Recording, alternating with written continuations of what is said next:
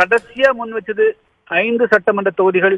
ஒன்று ஒட்டப்பிடாரம், இன்னொன்று ஸ்ரீபுத்தூர், 3 பரமக்குடி, 4 நிலக்கோட்டை, 5 வால்பாறை.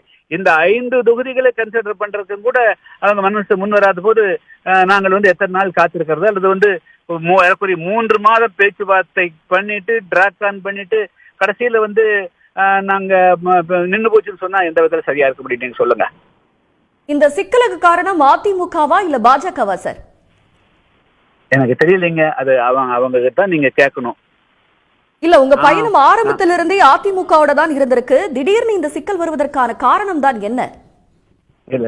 இல்ல அந்த காரணத்தை நம்ம அவங்க தான் சொல்லணுங்க. அதாவது நாங்க வளர்ச்சி அடைந்து விடக்கூடாது என்று அவர்கள் எண்ணுகிறார்கள் அப்படின்னு தான் பார்க்கணுமே தவிர, அதிகமான இடம் கொடுத்தா இவங்களுக்கு அதிகமான அதிகாரம் நினைக்கிறாங்க. இன்னும் சொல்ல போனா இந்த நாட்டில் விளிம்பு நிலைக்கு தள்ளப்பட்ட மக்களுக்கு அதிகமான இடங்களை கொடுத்து அவர்களை அதிகமான இடங்களை வெற்றி பெற வைத்து அவங்களுடைய குரல் ஓங்கி ஒலிக்க வைத்தா தான் உண்மையான சமூக நீதியை நிலைநாட்டப்படுங்க.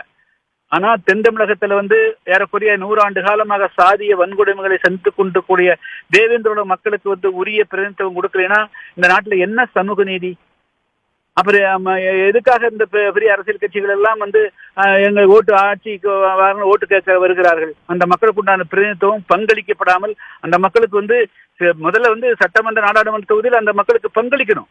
அந்த பக்கம் மக்களை வெற்றி பெற வைக்கணும். அவங்களுடைய வாய்ஸ் அதிகமா ஓங்கி அளிக்கணும். அப்பத்தானே அந்த மக்களுடைய பிரச்சனைகள் தீர்க்கப்படும். எனவே அந்த மாதிரி அந்த மக்களுக்கான நீதி கிடைக்கணும்னு சொன்னால் அந்த மக்களை பிரதிநிதிப்படுத்தப்படுகிற அரசியல் கட்சி, புதிய தமிழ் கட்சி போன்ற எங்களுக்கு அதிகமான பிரதிநிதித்துவம் கொடுக்கணும். இந்த மக்களை வெற்றி பெற வைக்கணும். அதுதான் சரியாக இருந்திருக்க முடியும். இணைப்பில் வந்தமைக்கு மிக்க நன்றி சார்.